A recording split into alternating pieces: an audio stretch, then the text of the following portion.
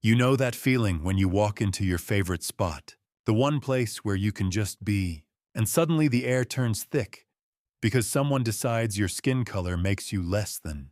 That's exactly what happened one ordinary evening at Betty's Diner on the edge of Fort Liberty, Georgia. Picture this, friends.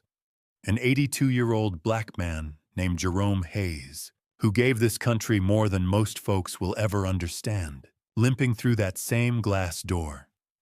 He's pushed open 3 nights a week for the last 20 years. His left hip never healed right from old service injuries, so every step came with that familiar hitch, the kind that makes you wince if you've ever been there yourself. He wore his usual faded field jacket, the one with the worn leather patches on the elbows and a circular insignia on the sleeve so old and frayed you could barely make out the design anymore. A simple wooden cane in his right hand, a hearing aid tucked in his left ear, and nothing but quiet on his mind. All he wanted was his regular sweet tea, extra ice, no lemon, and a few minutes of peace at the end of the counter where the light hits just right. Betty's wasn't anything fancy, just a neighborhood place with checkered floors, red vinyl booths, and the smell of fresh biscuits and coffee that wrapped around you like an old blanket. The kind of diner where folks from the base and the town mixed easy, or at least they used to.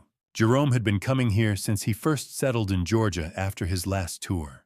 The regulars knew him by name, knew he tipped well, and knew he never talked about his service unless someone asked real nice. He wasn't the type to brag, never had been. He just wanted the quiet, the same stool, and the same sweet tea that tasted like home. Tonight the place was about half full. Truckers at one end, a couple of families in the booths, and a table of 5 young guys in the corner near the jukebox who looked like they owned the world. Off duty? You could tell. Close-cropped hair, neat beards, muscles that strained against plain gray t-shirts and jeans. They laughed loud, slapped the table, and carried that restless energy you see in men who do dangerous work for a living. Delta Force operators, though none of them would ever say it out loud. They were white, every one of them, late 20s, early 30s, fresh off some training rotation, and full of that cocky confidence that comes with being very good at something very hard. Jerome eased onto his stool, nodded at Betty behind the counter like always, and she slid the sweet tea over without him even asking. "Evening, Mr. Hayes," she said, with that warm smile she saved for her regulars. He gave her a small nod back, wrapped his gnarled hands around the cold glass, and let the condensation cool his palms. For a second everything felt normal. Then one of the young operators at the corner table, Tyler, the loudest one, spotted the faded patch on Jerome's sleeve. He leaned back in his chair, eyes narrowing, and his voice cut through the diner like a knife. "Look at this old-timer trying to play soldier," Tyler said, loud enough for half the place to hear. His buddies chuckled right away, leaning in like they were watching a show. "Ain't no brother from the hood wearing real special ops gear. Probably bought that at Walmart on clearance. Y'all always claiming benefits you never earned, don't you?" The racial dig landed hard and casual, like it was just part of the joke. Another one piped up. "Yeah, man, that patch looks like it came out of a cereal box. What unit you supposed to be from?" "Pops." "The welfare brigade." They laughed louder, the sound bouncing off the walls, and a couple of other patrons shifted uncomfortably in their seats, but stayed quiet. Nobody wanted trouble with guys like that. Friends, picture your own dad or granddad right now. 82 years old, hip shot from serving this country, sitting in the place he's eaten at for 20 years, and getting talked to like trash because of the color of his skin. Hits different when it's because he's black, don't it? Makes your chest tight just thinking about it. I've seen it in too many cases over the years, and it never gets easier. Under the Civil Rights Act of 1964, Title II, a public place like this diner can't let customers be treated worse just because of race. Plain and simple. You start throwing around those kinds of words and stares, and you're not just being rude. You're opening the door to real legal trouble. Imagine those young hotshots suddenly getting served papers and writing checks for emotional distress till their next promotion board. I've handled cases like that, and trust me, the settlement checks make them think twice about running their mouths next time. Have you or someone you love Ever been sized up like that just walking in a room? Drop where you're watching from right now. Georgia, Atlanta, somewhere else in the South.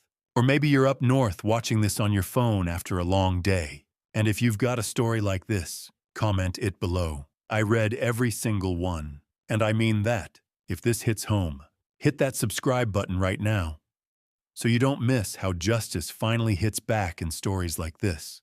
We're in this together. Folks, this whole tale I'm telling you is made up, but I'll tell you later why stories exactly like it keep happening for real out there. Right now, I just want you to feel it with me, because Jerome didn't come here looking for any of this. He kept his eyes on that sweet tea, the ice cubes clinking softly as he took a slow sip.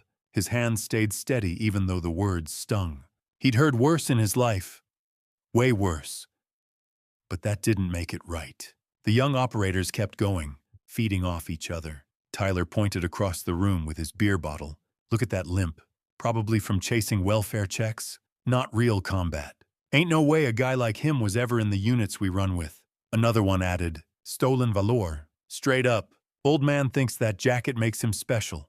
Back in our day, we didn't let just anybody in the real teams. The racial undertone hung there thick. The way it always does when someone decides your skin means you don't belong. The other patrons pretended to look at their phones or menus, but you could feel the shift in the room. Conversations got quieter. Forks slowed down. Everybody knew something ugly was brewing. But nobody stepped in yet. Jerome just sat there, the weight of 82 years on his shoulders. But his back stayed straight. He'd faced worse than words, in places most of these kids had never even heard of. Still, the disrespect burned. He thought about his wife who passed 5 years ago, how she used to tell him to let it roll off. He thought about the grandkids who looked up to him. He wasn't going to give these boys the satisfaction of a reaction. Not yet.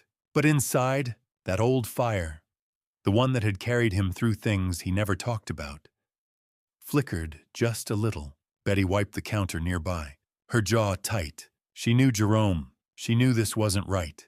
The young operators kept laughing, their voices rising, the comments getting sharper and more personal.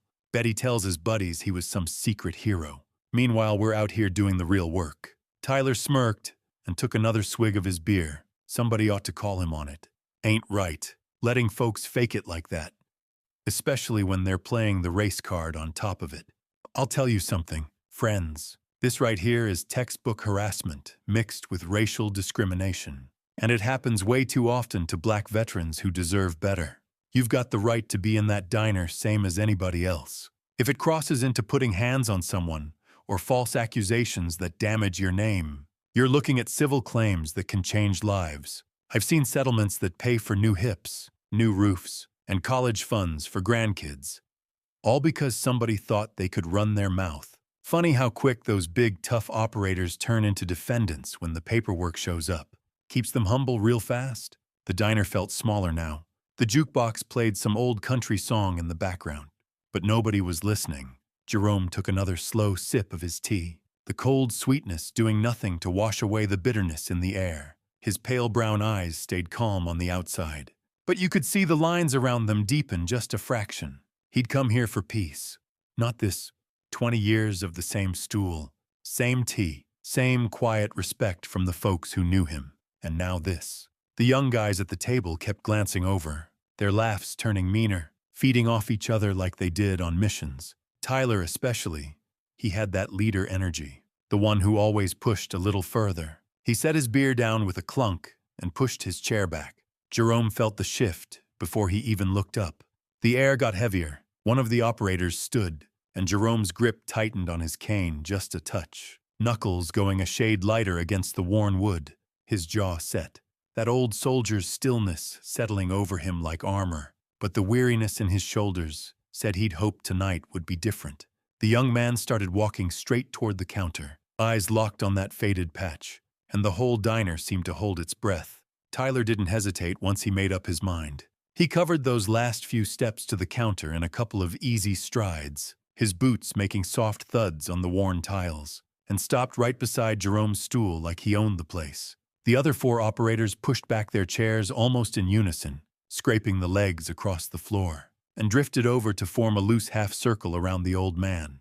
They weren't loud about it at first, just positioning themselves so Jerome had nowhere easy to look except straight ahead or down at his hands. The air in Betty's diner thickened right then, like somebody had turned off the fans and shut the windows. Forks stopped midway to mouths at the nearby tables. Even the jukebox seemed to drop a few notes lower. "Hey, Pops," Tyler said, leaning one elbow on the counter, so his face was only a couple feet from Jerome's. Up close, you could see the fresh shave line on his neck and the way his eyes had that sharp, mission-ready glint. "We were just talking about that little patch on your sleeve. Looks like it's been through the wash a few too many times. Or maybe it came out of one of those costume shops downtown. Either way, it don't belong on a man who's clearly never seen the kind of work we do." His buddies chuckled low, the sound rolling around the group like they were sharing a private joke. One of them, a stocky guy with a scar above his eyebrow, added, "Yeah, and the limp. Man, that's a nice touch. Makes the whole story believable, right? Back in our day, we didn't let just anybody slide into the real units, especially not folks who look like they spent more time on the block than in the bush." Jerome kept his grip steady on the cane between his knees, but if you watched close, you could see the smallest tremor in his knuckles. He didn't turn his head. He just stared at the napkin dispenser like it held all the answers in the world. Inside, though, something old and sharp stirred. For half a second, the smell of jungle rot and gun oil filled his nose. The thud of rotor blades echoed in his ears, and he saw faces of men he'd lost decades ago. He blinked it away fast. No point dragging ghosts into a place that only served coffee and pie. These boys were young, full of themselves, and looking for somebody to poke at. He'd met their type before, plenty of times, and he knew the best thing was to stay quiet and let it burn itself out. But the words kept coming anyway. Another operator, the tallest one with the trimmed beard, folded his arms and smirked. "Come on, old-timer. You gonna sit there and pretend you earned that patch? We see brothers claiming all kinds of things these days. Benefits, stories, the whole nine. But when it comes to the units that actually matter, nah, that spot was earned by men who looked like us, who ran the ops that kept this country safe. You're just wearing it for the free drinks and the pity stares, aren't you?" The racial sting in that one landed heavier than the rest. It wasn't even hidden anymore. The group laughed again, louder this time, and a couple of them shifted their weight like they were settling in for the long haul. Friends. This is the part that always gets me. You've got 5 strong, trained men surrounding an 82-year-old black veteran in the one place he should feel safe. And they're turning his skin color into the punchline. That right there is straight-up harassment, with a heavy dose of racial discrimination. Title II of the Civil Rights Act of 1964 makes it illegal for any public spot like this diner to let customers get treated worse just because of their race. You add in the insults, the crowding, the way they're trying to shame him in front of everybody. That crosses into creating a hostile environment, and if one of them lays a hand on him, well, that's assault, plain and simple. I've sat across the table from folks just like these young operators in my office, and once the papers get filed, they suddenly remember how expensive it is to be wrong. Those big tough guys end up writing checks for damages faster than they finish their morning runs. I've seen settlements that cover new hips, new roofs, and grandkids' college funds, all because somebody thought they could run their mouth without consequences. Funny how quick the swagger disappears when the courtroom lights come on. If something like this ever happens to you or one of your people, stay calm. Exactly like Jerome is doing right now. Don't give them the explosion they want. But if you've got your phone handy, hit record quietly. Video from your pocket is pure gold when you walk into a lawyer's office later. I tell every veteran who sits in my chair the same thing. Document, document, document. It changes everything when the story has proof. The operators weren't done. Tyler leaned in a little closer, his voice dropping like he was sharing a secret. "Look, we're not trying to be mean here, but we've lost brothers wearing patches that actually meant something. Real ups, real blood. So when we see somebody like you sitting here with that thing on your arm, acting like it's no big deal, it rubs us the wrong way. Especially when you're playing the whole quiet old black man card on top of it. Back in our day, the units kept standards. You either earned it or you stayed out. The stocky one nodded along. Exactly. We didn't have room for posers who think the color of their skin gets them a free pass. You got stories. Let's hear one. Or, you gonna keep hiding behind that cane and that tired stare? Jerome's shoulders stayed straight, but the weight of it all pressed down harder. He could feel the eyes of the other customers flicking over, some embarrassed, some nervous. A mom in the corner booth pulled her little boy closer without even realizing she did it. The trucker at the far end suddenly found his phone screen real interesting. Nobody stepped in. Folks rarely do when the trouble looks like it's wearing muscles and confidence. Jerome thought about his wife again, how she used to squeeze his hand under the table when things got ugly in public. He thought about his son, who'd served in the Gulf and come home with his own quiet scars. None of that belonged in this moment, so he pushed it down deep and kept his breathing even. The tremor in his hands was the only tell, and these boys were too busy enjoying the sound of their own voices to notice. I'll tell you something that still burns me up every time I think about it. Remember Isaac Woodard? Back in 1946, this decorated Black World War II veteran, still in his uniform, medals and all, gets pulled over by some racist cops down south. They beat him so bad with their nightsticks, he ended up blind for the rest of his life. Same ugly spirit is walking around that diner tonight, just wearing different clothes and different ranks. 70-some years later, and we're still watching good men get disrespected because of the color God gave them. It makes my blood run hot. And I know it does the same for a lot of you older gentlemen watching right now. You served this country when it didn't always serve you back. And you deserve better than this kind of garbage in your own neighborhood spot. Tyler kept pushing, his tone turning from mocking to something sharper. You know what? I think we've been too nice about it. That patch is an insult to every man who actually wore one for real. You're sitting here in our backyard, wearing something you didn't earn, and expecting us to just smile and nod. Nah, not tonight. The others murmured agreement, closing the circle a little tighter. One of them reached out like he was going to touch the insignia, but stopped short, laughing. Bet if we called the MPS right now, they'd sort this out real quick. Drag you out, check your records, and we'd all see the truth. You ready for that, old man? Or are you gonna keep playing silent and mysterious? The diner felt smaller with every word.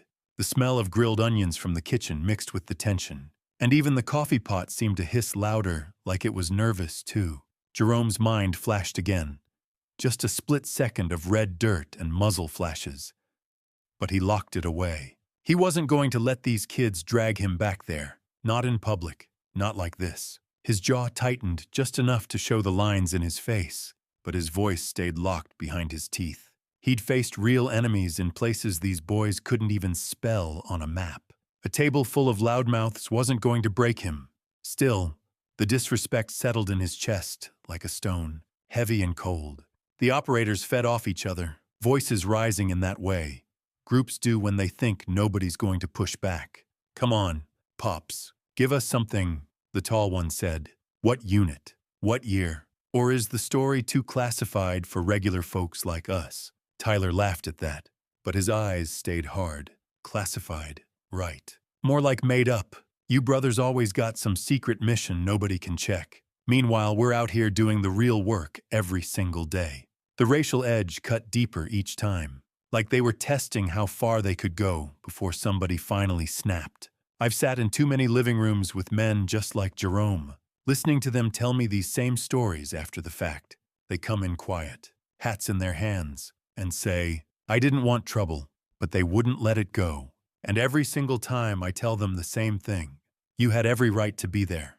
Your service earned you that seat at the counter more than any of these hotshots ever earned their attitudes. The law is on your side, even when the room feels like it isn't. And if things had gone even one step further, if hands got laid on him or they tried to drag him out, that would have been false imprisonment on top of everything else. Those boys would be explaining themselves to a judge faster than they could spell regret. And the payout would come with a side of public apology, whether they liked it or not. I've seen it happen. The system isn't perfect, but it does wake up when the paperwork starts piling up. The group kept circling the same points, each comment building on the last. The laughter getting meaner. Jerome stayed stone still on that stool, the cane solid between his knees, his breathing slow and measured, but you could see the exhaustion in the way his shoulders carried the weight. Not just of 82 years, but of every time he'd had to swallow this same kind of poison and keep walking forward. The operators didn't notice. They were too busy enjoying the moment, too sure they were right, too wrapped up in their own story to see the living history sitting right in front of them. Finally, Tyler straightened up a bit, like he'd made a decision. He reached out, his fingers closing hard around the sleeve of Jerome's worn jacket, right where the faded patch sat. The grip was firm, not quite painful, but definitely not friendly. "That's it," he said, voice loud enough for the whole diner to catch every word. "We're calling the MPs right now. Let them sort out this fake." The whole diner went quiet. Betty felt her stomach drop the second Tyler's fingers locked onto that old sleeve. She'd been wiping the same spot on the counter for the last minute, rag twisting tighter in her hands, watching the whole ugly scene unfold like a slow-motion wreck she couldn't look away from. 20 years of running this diner had taught her when trouble was about to boil over. And this was it. 5 young bucks crowding an old man who'd never hurt a soul in her place. Her jaw clenched so hard her back teeth ached. Enough was enough. She dropped the rag under the counter without a word, turned on her heel, and slipped through the narrow doorway behind the register before any of those boys even noticed she'd moved. The kitchen noise covered her footsteps, the clatter of plates and the hiss of the grill giving her just enough cover to disappear into the tiny office at the back. The room was nothing special. A cramped space with a metal desk, stacks of order pads, and a corkboard covered in yellowed receipts and old photos of regulars. Betty shut the door soft, clicked the lock, and leaned against it for a second, breathing hard. Her hands shook a little as she pulled open the bottom drawer, the one that stuck in humid Georgia weather. There it was, right where she'd kept it for 8 years, a small laminated card, edges worn from being handled too many times in her mind, but never actually used. The retired 2-star general who used to sit at the end booth every Friday had pressed it into her palm one night after closing. "If that quiet gentleman Jerome ever runs into trouble, a uniform would understand," he'd said, voice low and serious. "You call this number, no questions. Just call." She'd never needed it until tonight. Her thumb traced the handwritten digits in black marker, heart hammering against her ribs. Out in the diner, the voices kept rolling. Tyler's grip still firm on Jerome's jacket, the other operators shifting closer like wolves sensing weakness. But Betty wasn't out there anymore. She punched the numbers into the old desk phone, the rotary kind she refused to replace, because it still worked when cell service dropped. It rang once, twice. Then a crisp voice answered on the third ring. "Operations Center." Betty kept her voice steady, even though her throat felt tight. "This is Betty Bennett at the diner off Route 27. Fort Liberty area. I've got a situation here with a regular customer. Jerome Hayes. 5 young soldiers, off duty, look like special ops types, are crowding him hard at the counter. They've got a hold of his jacket, calling him a fake, throwing around race stuff. He's 82, served his time, and they won't let up. I'm scared it's about to get physical." The line went quiet for a beat, just the faint click of keys in the background. Betty pressed on quick. "He's black. These boys are white, and they're making it clear that's part of the problem. I've seen enough in 20 years running this place to know when somebody's about to cross a line. Please, someone needs to get here before it blows up." Another pause, longer this time. Then the voice on the other end changed. Sharper, more alert. "Ma'am? I'm confirming the name Jerome Hayes. I am a Jones. Stand by." While she waited, Betty glanced at the small window that looked out into the kitchen. She could just make out the edge of the counter. The group still clustered there. One of the 5 operators caught her eye even from this distance. Devin, the only black guy in their crew. He stood a half step back from the others, arms crossed tight over his chest, shifting his weight from one boot to the other. His face didn't match the smirks around him, eyes flicking to Jerome, then to the floor, then back again. He opened his mouth once like he might say something, but nothing came out, just a tight swallow and another shuffle. Betty watched him wrestle with it, that quiet discomfort written all over his posture, and her heart ached for the kid. He knew better. He just hadn't found the spine yet. In the office, the voice came back on the line. All business now. Ma'am, we have the location. Keep everyone there if you can. Help is already moving. Do not let them leave. Betty hung up, the receiver clicking loud in the small room. Her knees felt weak for a second, but she straightened up fast. She'd done what she could. Now she had to get back out there before those boys did something stupid. She tucked the laminated card back in the drawer, smoothed her apron, and stepped out of the office like nothing had happened. Jerome sat through every second of it. Tyler's hand still clamped on his sleeve like a vice. The grip wasn't crushing, but it was enough to remind him he wasn't going anywhere easy. He kept his breathing even, eyes fixed on the napkin dispenser. But his mind kept slipping sideways no matter how hard he tried to hold it steady. One flash hit him hard. 1971. The thick Cambodian jungle at night. Air so heavy it felt like breathing soup. He remembered the weight of the rucksack, the click of a suppressed rifle, and the split-second decision that saved his four-man team when the ambush lit up the tree line. He'd designed the close-quarters move they used that night, the one that let them slip through the kill zone and turn the trap back on the enemy. Nobody wrote it up. Nobody ever would. The brass called it denied territory and pretended it never happened. But Jerome remembered the smell of cordite and wet leaves, the way his heart had pounded steady instead of racing. Those young men at the counter thought they knew what real ops felt like. They had no idea what it took to carry that kind of silence for 50 years. Devin kept shifting behind the group, the discomfort growing with every crude joke his buddies tossed out. He rubbed the back of his neck, glanced at Jerome again, then looked away quick when Tyler shot him a look. The old man's calm was starting to get under his skin in a way the others didn't feel. Devin had heard the stories in training, whispers about the old ghosts who built the unit, men who did things nobody talked about. Something in the way Jerome held himself felt too real to laugh at. But Devin stayed quiet. The pull of the group was strong, and speaking up right now felt like stepping off a cliff with no rope. Friends, let me tell you something straight from the heart. What Betty just did in that back office, that's the kind of move that can stop a nightmare cold.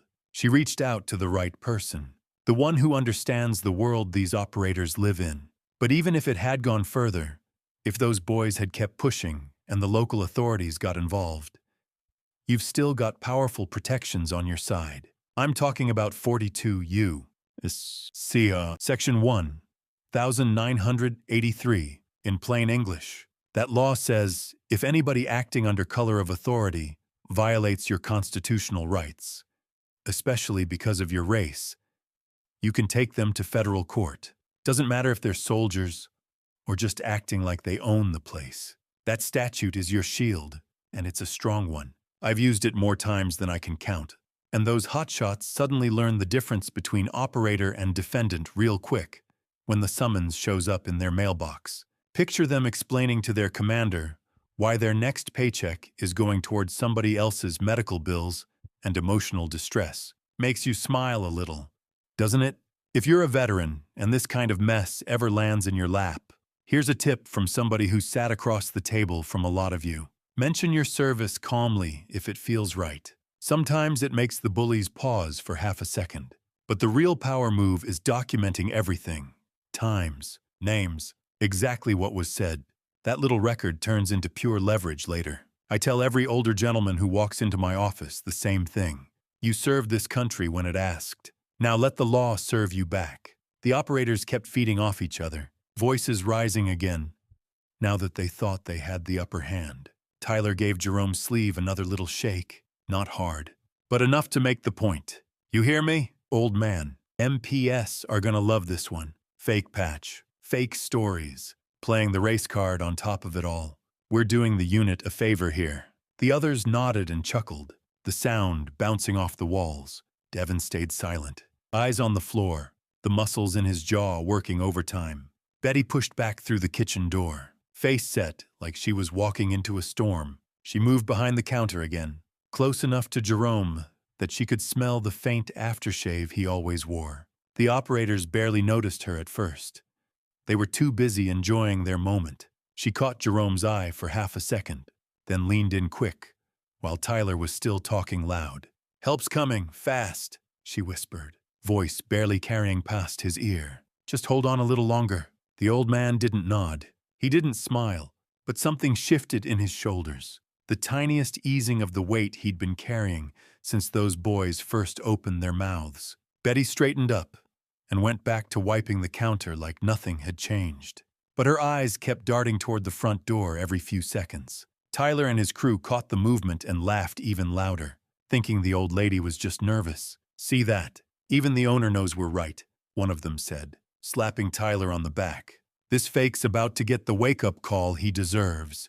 The laughter rolled through the group, loud and sure, filling the diner with the kind of confidence that comes right before everything flips upside down. Jerome sat there in the middle of it, the whisper still warm in his ear, feeling the first faint crack in the wall of disrespect those boys had built around him. The air in Betty's diner hummed with it. The waiting, the uncertainty, the slow burn of something bigger headed their way. The mood in the diner turned even colder the second the two sheriff's deputies pushed through the front door. Their patrol car lights were still flashing outside, casting quick red and blue streaks across the checkered floor every few seconds. The operators had made the call themselves while Betty was in the back. Tyler had pulled out his phone and dialed the non-emergency line with a grin, telling the dispatcher there was a possible stolen valor situation with an elderly individual causing a disturbance. The deputies, Deputy Harlan, a stocky white guy with a thick mustache, and his partner Deputy Ruiz, younger and lean with a buzz cut, stepped in like they already knew the script. They spotted the cluster of young white soldiers around the old black man at the counter, and their shoulders relaxed right away. Harlan gave Tyler a quick nod of recognition, the kind you give when you've seen the same faces at the base range a dozen times. "Evening, fellas," Harlan said, hitching his belt a little higher as he walked over. "Heard there was some confusion about military service going on here. We'll sort it out quick." Ruiz stayed a step behind, eyes scanning Jerome up and down like he was sizing up a suspect from the start. Neither of them bothered with Betty or the other customers. Their focus locked on the old man sitting there with Tyler's hand still on his sleeve, and you could see the assumption settle over them in real time. 5 fit young white operators versus 1 tired black veteran. The bias hit the room like a cold draft. Tyler finally let go of the jacket, but stayed right where he was, arms crossed, looking satisfied. "Appreciate you coming out.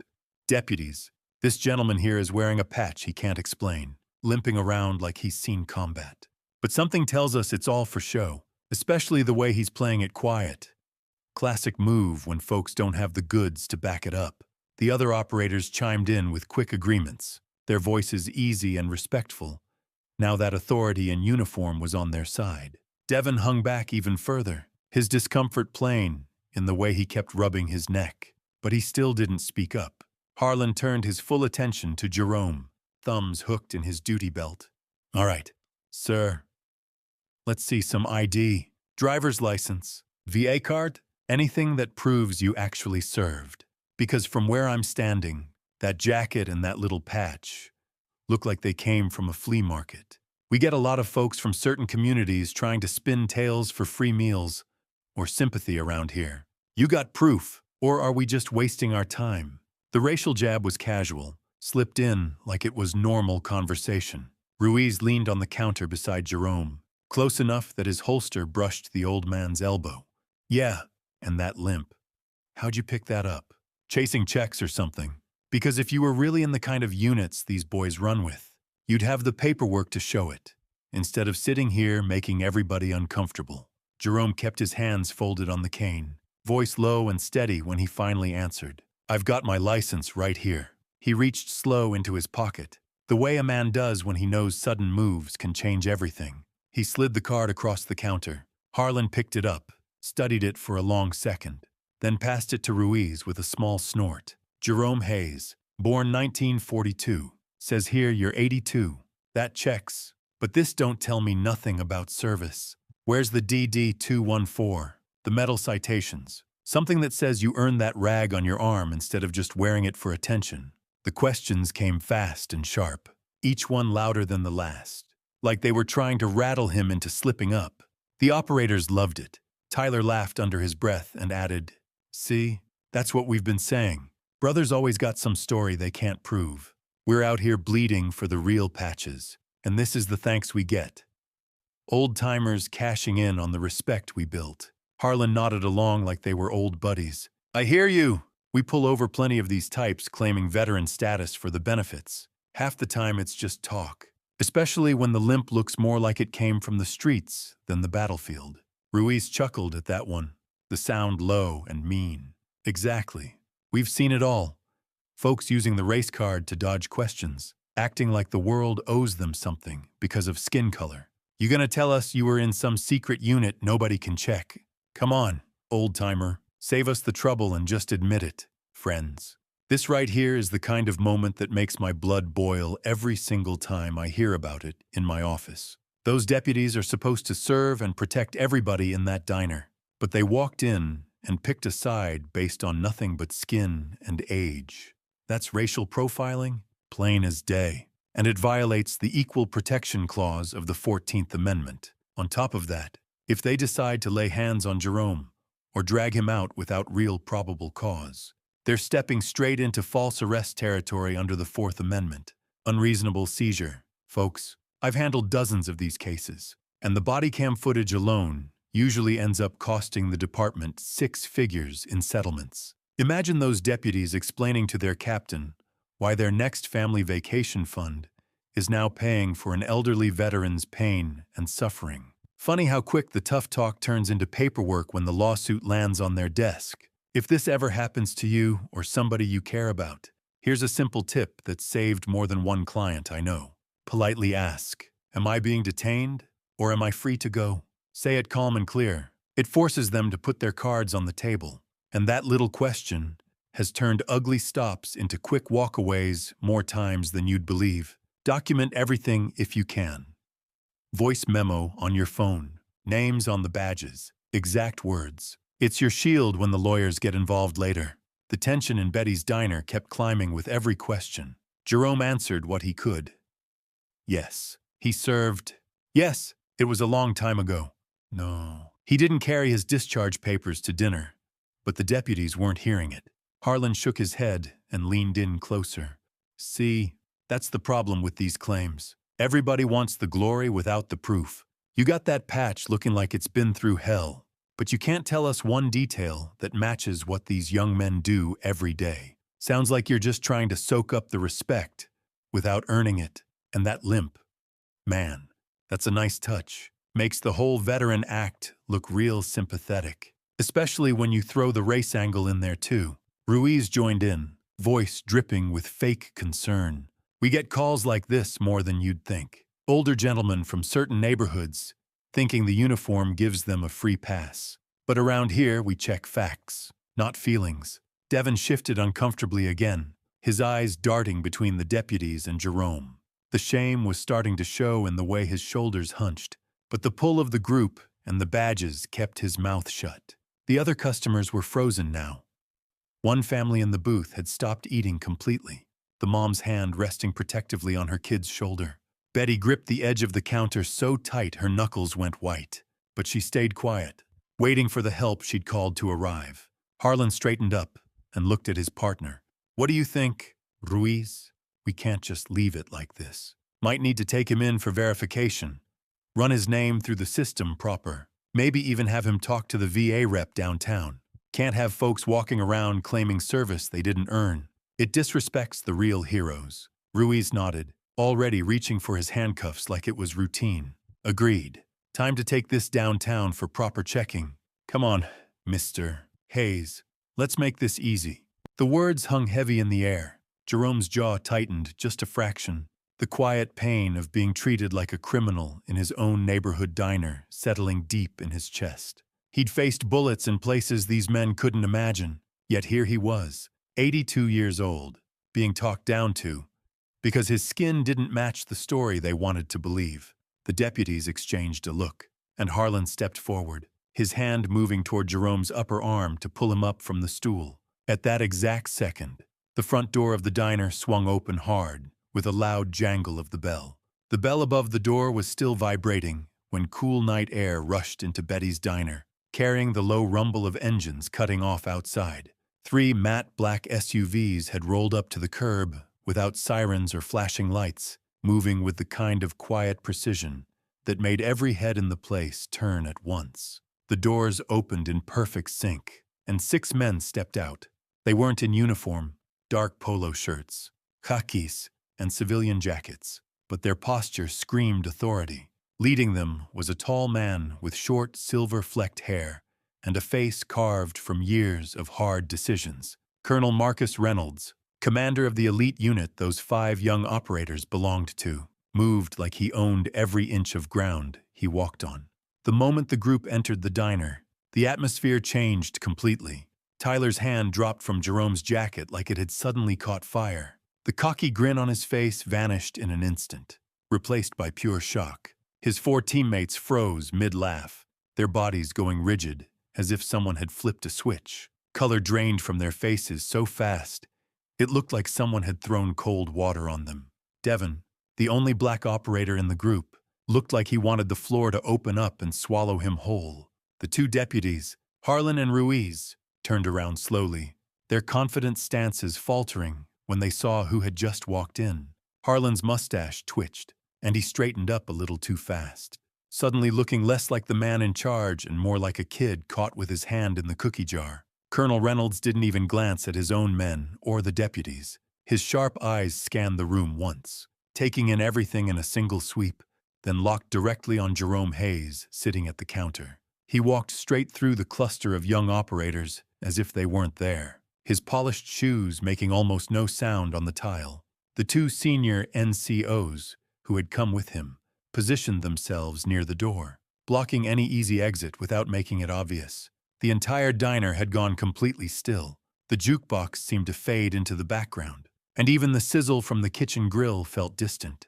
When the colonel reached Jerome, he stopped exactly 3 feet away, pulled his shoulders back, and snapped into a perfect position of attention. His right hand came up in a salute so crisp and respectful, it could have been performed at the tomb of the unknown soldier. The movement was sharp, deliberate, and full of genuine reverence. "Mr. Hayes, sir," Colonel Reynolds said, his voice clear and steady, carrying through every corner of the diner. "Colonel Marcus Reynolds, it is an honor to meet you, sir." The words landed like a thunderclap in the silent room. Jerome slowly lifted his head, his pale brown eyes meeting the colonel's. For the first time that evening, the deep weariness in the old man's face softened just a fraction. He didn't stand. His hip wouldn't allow it easily.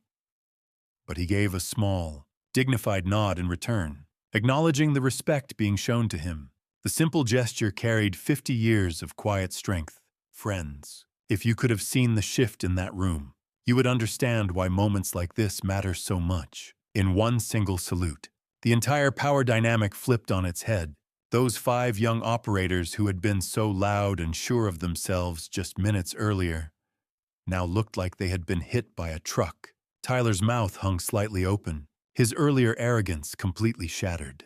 The deputies stood there blinking, suddenly unsure what to do with their hands or their authority. Betty let out a breath she had been holding for what felt like hours, her shoulders dropping with visible relief. This is what real leadership looks like, folks. And legally speaking, those young men just stepped in a pile of trouble they never saw coming. Under the Uniform Code of Military Justice, specifically, Article 93, cruelty and maltreatment of fellow service members, even retired legends, is taken extremely seriously. When operators under your command harass a man like Jerome Hayes, especially with racial overtones, it can be viewed as conduct that brings discredit upon the entire unit. I've seen careers derailed over less. Those boys could be looking at everything from loss of security clearance to extra duty that lasts until they're old and gray themselves. Funny how fast the elite warrior attitude turns into yes, sir, no excuse,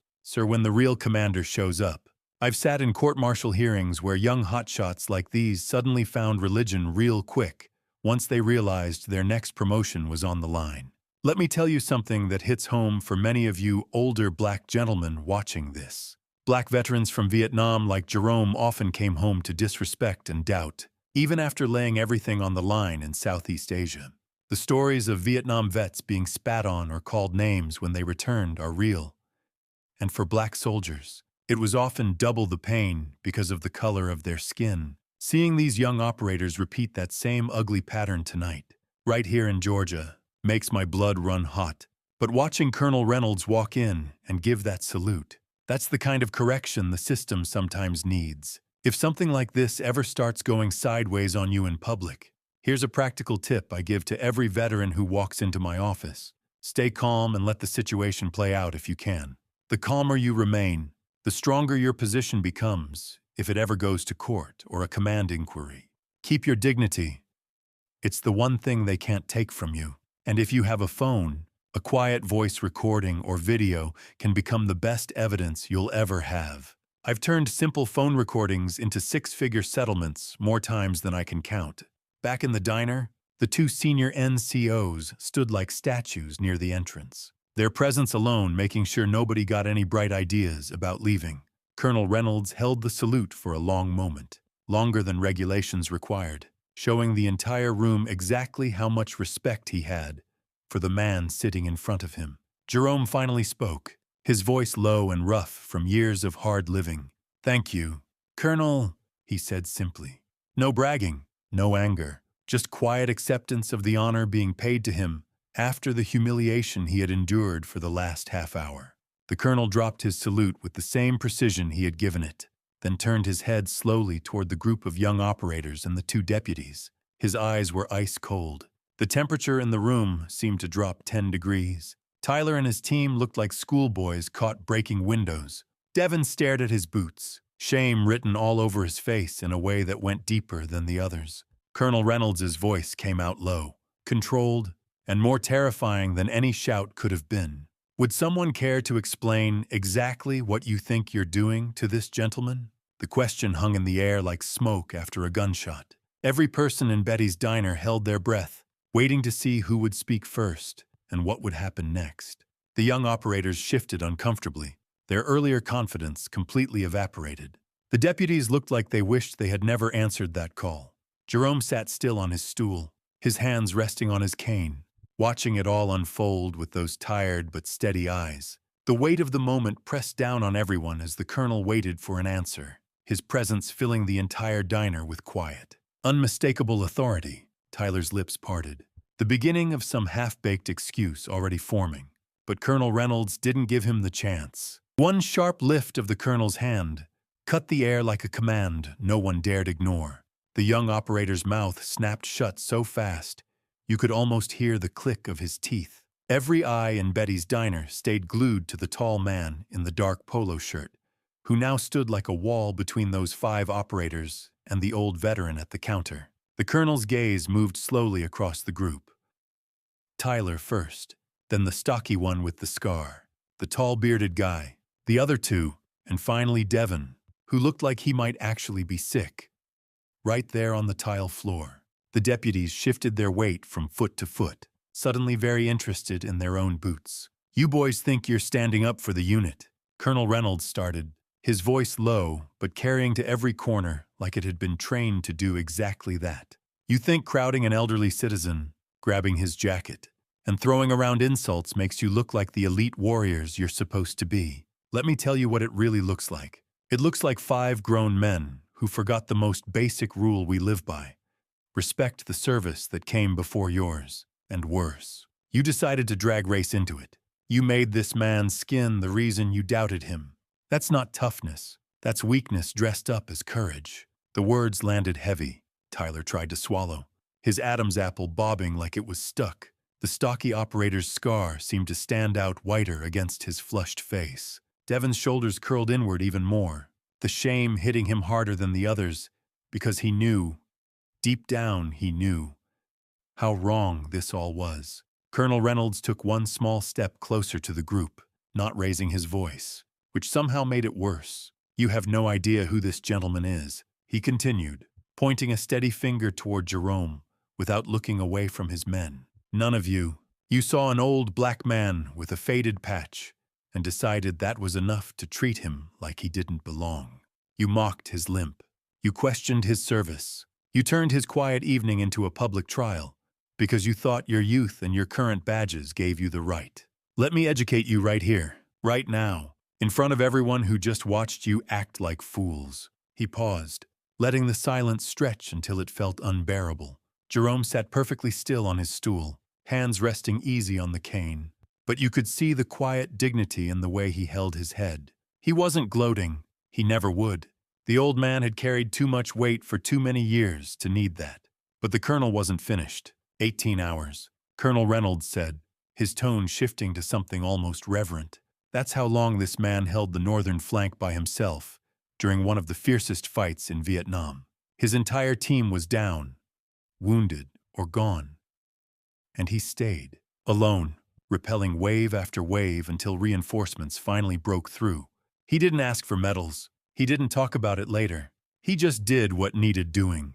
And those tactics you practice every week in CQB training, the ones that have kept you alive on multiple rotations, he helped design the foundation for them, back when most of you were still in diapers. Moves that turned impossible situations into survivable ones. You use them without even knowing the name of the man who first put them on paper under fire. The operators' faces changed. Tyler's cocky jaw went slack. The tall one with the beard stared at the floor like it had answers. Devin's eyes glistened for a split second before he blinked hard, fighting it. Even the deputies looked uncomfortable now, their earlier swagger completely gone. Colonel Reynolds kept going, voice steady but cutting deeper with every sentence. You added race to your disrespect tonight. You made sure to point out that a black man couldn't possibly have earned what he's wearing. Now that's not just ignorance. That's the kind of thinking we've been fighting to erase from this force for decades. Black soldiers in Vietnam faced twice the danger and half the recognition. Yet men like Mr. Hayes still became the backbone of the hardest missions this country ever asked for. And you stood here tonight and treated him like he was the problem, like his service was the fake one. Friends, I want you to feel this moment the way I feel it every time I hear stories like this in my office. Those young operators just got a public lesson in humility they'll never forget, and they deserved every word. Under the Uniform Code of Military Justice, Article 93 covers maltreatment, and when you add in the racial element, it opens the door to everything from formal reprimands to loss of rank. I've seen officers face boards of inquiry for less. Those boys could be staring at months of extra duty, revoked clearances, and career paths that suddenly look a whole lot narrower. Funny how fast the Delta Force elite title starts feeling heavy when you realize your own commander is the one holding the scale. One bad night in a diner, and suddenly your next fitness report reads like a warning label. If you're an older black veteran, and this kind of disrespect ever finds you, remember what Jerome is showing right now. Steady dignity is your strongest weapon. Don't explode. Don't give them the reaction they want. Stay calm. Document what you can, and when the right person shows up, like this colonel just did, the truth has a way of doing the heavy lifting. I tell every gentleman who sits across from me the same thing. Your service earned you respect long before these kids were born. Don't let anyone steal that from you in the moment. The law and good leadership will catch up. Colonel Reynolds wasn't raising his voice, but every word carried the weight of command. He turned slightly, addressing not just his men, but the whole room. The deputies, Betty, the families in the booths, even the trucker who hadn't moved in 10 minutes. These young men are supposed to be the best we have. They train for the missions nobody else can do. But tonight, they forgot the most important part of that legacy: honoring the men who built it. They saw an elderly black veteran and decided his patch, his limp, his quiet presence had to be fake. They added race to their mockery because they thought it made their point stronger. They were wrong, dead wrong, and now they're going to learn exactly how wrong. The stocky operator shifted like he wanted to disappear into the wall. Tyler's hands hung loose at his sides. All the earlier swagger drained away. Devin looked physically pained, the internal struggle written across his face in tight lines. Colonel Reynolds let the silence sit again, giving everyone time to feel it. He took one more step closer to the group, eyes locking on each of them in turn. You owe this man an apology.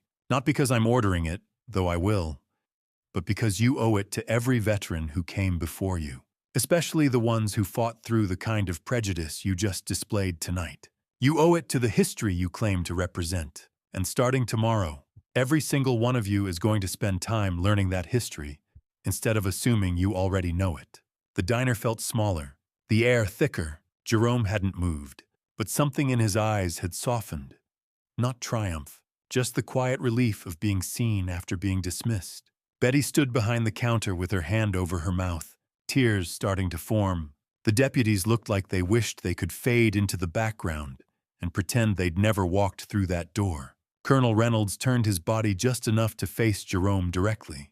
His voice dropped, losing the edge of command and becoming something gentler, almost personal. Isn't that right? Reaper 1. The name hung in the air like thunder. Colonel Reynolds let the two words settle over the diner like a heavy blanket nobody wanted to touch. Every single person felt the shift the moment Reaper 1 left his mouth. The young operators stood frozen in place, their earlier smug confidence replaced by something raw and hollow. Tyler's face went pale under the fluorescent lights, his mouth opening and closing without a sound coming out. The stocky guy with the scar rubbed his hands together, like he was trying to wipe away invisible dirt. The tall, bearded operator stared straight ahead, eyes wide, as if the floor had suddenly dropped out from under him. And Devon, the only black man in their group, looked like someone had punched him square in the gut. His shoulders slumped, his head dipped low, and you could see the regret starting to eat at him from the inside, because he had stood there the whole time and said nothing while his own people got dragged through the mud. The colonel didn't rush. He turned his body just enough so the whole room could hear every word clearly. But his eyes stayed locked on the faded patch on Jerome's sleeve. "That patch you laughed at," he said, voice steady and full of weight, "belongs to MACVSOG, Military Assistance Command, Vietnam Studies and Observations Group, a unit that, on paper, never existed. Presidents denied it for decades. The men who wore it went places we weren't supposed to go, did jobs we weren't supposed to do, and came home without a single headline or parade. They were ghosts by design. And inside that already secret outfit, there was an even smaller circle. A 4-man hunter-killer team called Shadow Forge. The most dangerous missions. The ones that changed the course of battles nobody will ever read about in school books. Only 4 men ever led those teams. And the first black operator to ever take command of one was standing right here tonight." He paused, letting the truth sink in deeper than any lecture could. Jerome sat on his stool without moving, his hands resting calm on the cane. But his eyes carried the quiet memory of nights that still woke him up sometimes. He gave the smallest nod, not to brag, just to confirm the colonel wasn't making it up. The old man had carried those secrets for over 50 years. And he still wasn't going to turn them into a show. That dignity hit harder than any shout ever could. Colonel Reynolds kept going, his tone turning almost reverent. Jerome Hayes, Reaper 1, led Shadow Forge on missions so classified that 3 different administrations swore under oath they never happened. He walked into Cambodia in '71 when the rules said we couldn't cross the border. He held a ridgeline alone for 18 straight hours after his team got hit, calling in fire on himself to keep the enemy from overrunning the position. And the close quarters techniques you boys drill every single week. The ones that saved your lives on your last rotation. He wrote the original manual for those moves while bullets were still flying around him. He turned raw survival into science. And we've been teaching it ever since without ever saying his name out loud. Until tonight. The silence in Betty's diner was absolute. No clinking glasses, no hum from the jukebox, no scrape of chairs. Even the kitchen staff had stopped moving. The families in the booth sat with forks halfway to their mouths. The trucker at the end of the counter set his coffee down slow, like any noise might break something important. Tyler looked physically ill, his hands trembling at his sides as the full weight of what he had done crashed down. The stocky operator swallowed hard, his scar pulling tight across his forehead. The bearded one kept blinking like he was trying to wake up from a bad dream. And Devon, poor Devon, had tears forming in the corners of his eyes that he refused to let fall. He had let his own brothers mock a legend who looked just like him, and the shame of it burned hotter than any training exercise ever had. Friends, I need you to sit with this for a second. One moment of ugly racism almost erased a piece of living American history right here in a little Georgia diner. That's how close we come sometimes. Black soldiers in Vietnam carried twice the combat load and got half the credit. That's not opinion. That's documented fact from the era. They fought in units where the enemy wasn't the only threat. Sometimes the disrespect came from their own side. Yet men like Jerome Hayes still rose up, led the most dangerous teams, and never asked for a thank you. Seeing these young operators stand here tonight and nearly throw all that away because of the color of his skin, it makes my chest tight. I've sat in my office with too many older black veterans who tell me stories just like this. People doubting their service, calling them fakes, treating their medals like they were bought at a yard sale. It's wrong. Plain wrong. But here's the part that gives me hope every single time. The law has your back when this kind of thing happens. Under the Uniform Code of Military Justice, what these boys did tonight crosses into multiple articles. Conduct unbecoming, maltreatment, and when you throw in the racial harassment, it opens the door to serious career consequences. I've watched young operators just like them lose their clearances, get passed over for promotion, and spend years trying to rebuild their reputations because they thought they could treat a black veteran like he didn't count. Funny how fast those big muscles and fancy training don't mean a thing when the paperwork starts flying. One phone call, one complaint, and suddenly they're learning that respect isn't optional. It's required. If you're a black veteran watching this and someone ever doubts you the way these boys doubted Jerome, remember this simple truth. You don't owe anybody proof. Your service is yours. You earned it the hard way. But if the disrespect crosses the line into grabbing your sleeve, calling the cops, or turning it into public humiliation, that's when you reach out to a good lawyer or your veterans service organization. Don't wait. Those little moments of documentation you keep on your phone become the evidence that turns the story around. I tell every older gentleman who comes to see me the same thing. You carried this country on your back when it didn't always carry you. Now let the system carry some of that weight for you. Colonel Reynolds kept his voice even, but every word carried the force of command. He looked straight at Jerome again, giving the old man the respect he had been denied for the last hour. 4 men in Shadow Forge, 4 legends who did the impossible in places the history books still pretend don't exist. And the first one to wear the patch as team leader was a black soldier from Georgia who never once asked for recognition. He just did the job. That's the standard we're supposed to live up to. Not this. He gestured toward the young operators without turning his head. Not tonight's disgrace. Devin finally lifted his eyes, meeting Jerome's for the briefest second. The regret there was so deep it looked painful. He had stood silent while his own people got torn down, and that knowledge sat on him heavier than any rucksack he had ever carried. The other operators shifted their weight, faces burning with the kind of embarrassment that doesn't wash off easy. They had come in here thinking they were defending something sacred, and instead they had spit on it. The realization hit them one by one, each face showing a different kind of pain. Anger at themselves, shock at the truth, and a deep, sinking feeling that they had just lost something they could never get back. Betty stood behind the counter with her hand pressed to her chest, tears openly running down her cheeks now. The 2 deputies looked like they wanted to melt into the wall and disappear. Even the little boy in the corner booth was watching with wide eyes, understanding on some level that something big had just happened in this ordinary diner.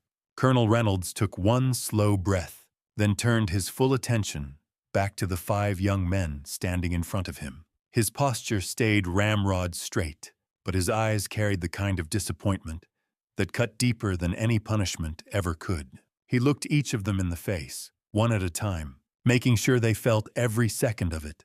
"My office at 500 hours, he said, voice calm but final. "You're all on report, and we're adding mandatory cultural awareness training starting immediately." The colonel's order landed with the finality of a door slamming shut on a stormy night. Those 5 young operators didn't argue, didn't offer excuses, didn't even look up from the floor. They simply turned and walked out of Betty's diner like men carrying bricks on their shoulders. Tyler went last, his steps heavy and slow. The same man who had grabbed Jerome's sleeve earlier, now moving like every bone in his body ached with regret. The 2 senior NCOs followed them out without a word. The black SUVs pulling away from the curb moments later with none of the quiet power they had arrived with. The deputies slipped out right after, heads down, their patrol car lights finally going dark as they drove off into the Georgia night. Colonel Reynolds stayed behind for a few more minutes. He helped Jerome to his feet with careful hands, the kind of support that came from real respect instead of pity. "Let me walk you to your car." "Bariknil," he said quietly. Jerome accepted the offer with a small nod, his limp a little more noticeable now, after everything that had happened. The colonel paid Betty's bill and then some, leaving enough cash on the counter to cover the next year of sweet tea and quiet evenings. Betty hugged Jerome quick and tight before he left, whispering, "I'm so sorry," into his shoulder. The old man patted her back gently, the same steady way he had handled everything tonight. Outside, the cool air felt good on Jerome's face. The colonel made sure he was safely in his old pickup before stepping back and saluting one last time. "Drive safe, Reaper 1, and thank you again for your service." The fallout for Tyler and his team hit fast and hard the very next morning. They were pulled from all operational rotations immediately. No more high-speed training runs, no more live-fire exercises, no more being the tip of the spear. Instead, they spent the next month in a windowless classroom at the base, learning things their regular training had never covered. Every day started at 500, with stacks of declassified files on Black military history. They read about the Tuskegee Airmen who flew into hell during World War II while fighting racism at home. They studied the Buffalo Soldiers, who built roads and fought battles out west when the country still treated them like second-class citizens. They dug into Vietnam-era records, showing how Black soldiers made up a huge part of the combat forces, yet came home to neighborhoods that sometimes spit on them. The instructors didn't yell. They didn't need to. The shame came from the pages themselves.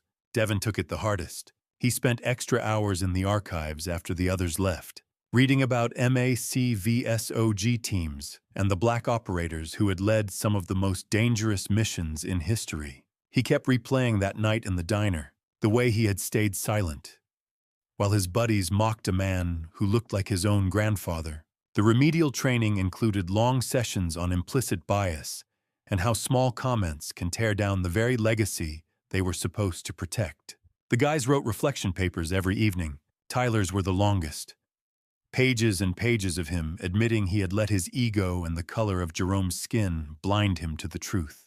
They all learned the hard way that they were just the latest chapter in a very long book, and they had almost ripped out one of the most important pages. 3 weeks later, on a quiet Tuesday evening, the diner bell jingled again. Tyler walked in alone this time. No buddies, no swagger.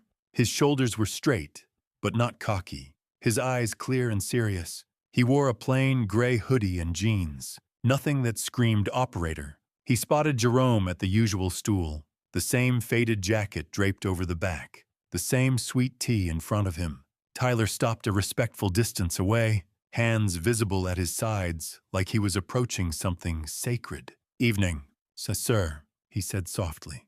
"Mind if I sit for a minute?" Jerome turned his head slow, those pale brown eyes taking in the young man. He saw the change right away. The fire was still there, but it had been pointed in a new direction. The old veteran motioned to the stool beside him without saying anything. Tyler sat down carefully, like he was afraid the seat might reject him. "I came to apologize," Tyler started, voice low enough that only Jerome could hear. "Not because the colonel ordered it. Not because I'm scared of my career. Because I was wrong. Dead wrong. I looked at you and saw an old black man with a worn patch and decided you couldn't possibly be the real deal. I threw in all that race stuff because it made me feel bigger. I was ignorant and disrespectful, and I disrespected everything my unit stands for by treating you that way. You didn't deserve any of it. None of us had the right to question your service, especially not the way we did." He paused, swallowing hard. "I spent the last 3 weeks reading about men like you. Shadow Forge, MACVSOG. The things you did in places nobody was supposed to go. The way you held that flank alone for 18 hours. The tactics I use every day that came straight from your brain under fire. I feel sick every time I think about how I grabbed your jacket and called the MPS. I'm ashamed, sir. Truly ashamed." Jerome listened without interrupting, his hands steady around the cold glass. When Tyler finished, the old man signaled Betty for another sweet tea and slid it over to the young operator. "On me tonight," Jerome said simply. Tyler stared at the glass, like it was a medal he didn't deserve. Jerome took a slow breath and spoke again, his voice carrying that deep, weathered wisdom only 82 years can give. You learn anything worth keeping from all this? Son, Tyler nodded, eyes still on the table. I learned that the quietest man in the room is often the one who's carried the heaviest load. I learned that some medals aren't worn on the chest. They're carried in a man's memory and in the lives he saved. And I learned that respect isn't something you demand. It's something you earn by listening first. He looked up, meeting Jerome's eyes straight on. I won't forget this, sir. I promise you that. Jerome raised his own glass just a little, the smallest smile touching the corners of his mouth. That's a good start. Just point that fire the right way from now on. That's all any of us can ask. They sat there in comfortable silence for a long while. Two soldiers from different wars sharing the same counter and the same sweet tea. The jukebox played soft in the background.